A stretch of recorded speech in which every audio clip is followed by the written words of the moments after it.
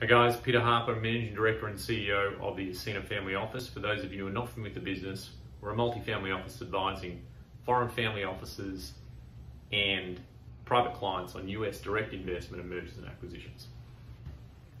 This is the final video in our Grantor Trust series, and today we're going to touch on section 679 of the Internal Revenue Code.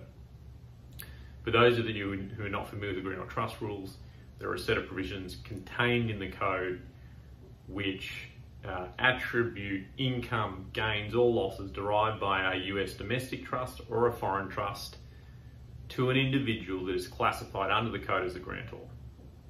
So what is the grantor? Generally the grantor is the individual who directly or indirectly funded the trust through a gift or a loan, right? And so all of the provisions that we've touched on previously are generally referred to as the domestic grantor trust rules, right?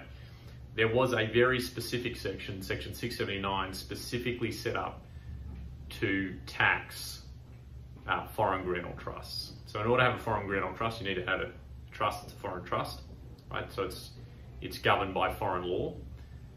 You need to have a US resident grantor, and you need to have a US resident beneficiary.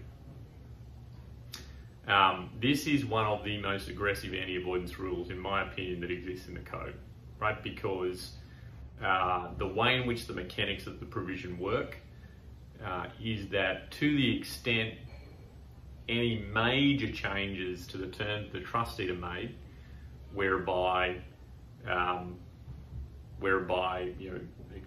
grantors being excluded as a beneficiary or US persons are being excluded as a beneficiary,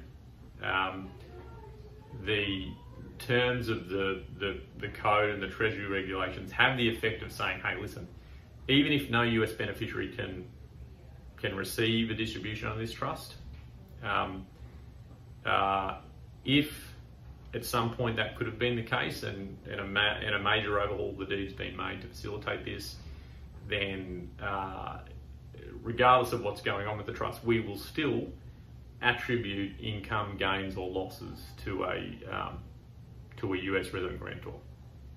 So for any foreign family office, ultra high net worth individual that is migrating to the US and owns any assets, whether first gen, second gen, third gen, through some form of non-US trust structure, being across this provision is absolutely critical.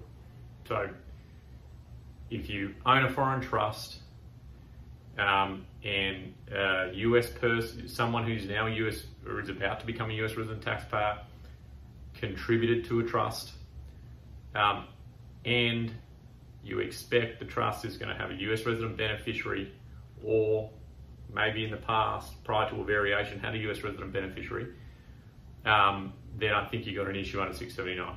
If you want to learn more about this and how we can help, please reach out.